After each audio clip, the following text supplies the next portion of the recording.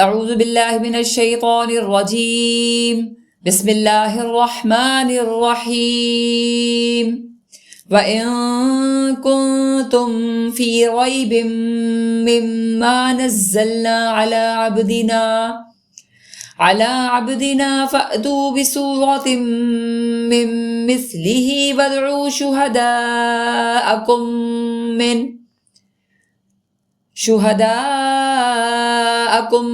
مِّن دُونِ اللَّهِ إِن كُنتُمْ صَادِقِينَ فَإِن لَّمْ تَفْعَلُوا وَلَن تَفْعَلُوا فَاتَّقُوا النَّارَ الَّتِي وَقُودُهَا النَّاسُ وَالْحِجَارَةُ أُعِدَّتْ لِلْكَافِرِينَ وَبَشِّرِ الَّذِينَ آمَنُوا وَعَمِلُوا الصَّالِحَاتِ أَنَّ لَهُمْ جَنَّاتٍ تَجْرِي مِن تَحْتِهَا الْأَنْهَارُ كُلَّمَا رُزِقُوا مِنْهَا مِن ثَمَرَةٍ رِّزْقًا قَالُوا هَٰذَا الَّذِي رُزِقْنَا مِن قَبْلُ وَأُتُوا بِهِ مُتَشَابِهًا وَلَهُمْ فِيهَا أَزْوَاجٌ مُّطَهَّرَةٌ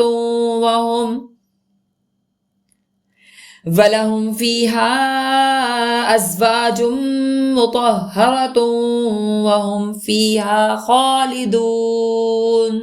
پناہ مانگتی ہوں اللہ کی شیطان مردود سے۔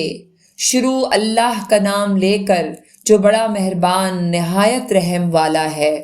اور اگر تم کو اس کتاب میں جو ہم نے اپنے بندے محمد عربی پر نازل فرمائی ہے کچھ شک ہو تو اسی طرح کی ایک صورت تم بھی بنا لاؤ، اور اللہ کے سوا جو تمہارے پروردگار ہوں ان کو بھی بلا لو اگر تم سچے ہو۔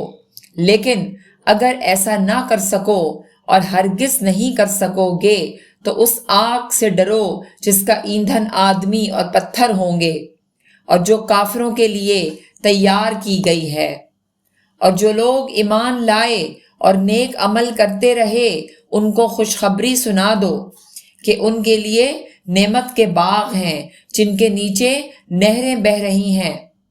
جب انہیں ان میں سے کسی قسم کا میوہ کھانے کو دیا جائے گا تو کہیں گے کہ یہ تو وہی ہے جو ہم کو پہلے دیا گیا تھا، اور ان کو ایک دوسرے کے ہم شکل میوے دیے جائیں گے اور وہاں ان کے لیے پاک بیویاں ہوں گی اور وہ بہشتوں میں ہمیشہ رہیں گے۔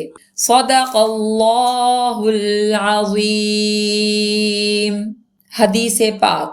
حضرت محمد صلی اللہ علیہ وآلہ وسلم فرماتے ہیں، عنقریب میری امت کو پچھلی امتوں کی بدترین بیماری پہنچے گی جو کہ تکبر، کثرت مال کی ہرس، دنیاوی معاملات میں کینہ رکھنا، باہم ایک دوسرے سے بغض رکھنا اور حسد کرنے پر مشتمل ہے، یہاں تک کہ وہ سرکشی اختیار کر لے گی۔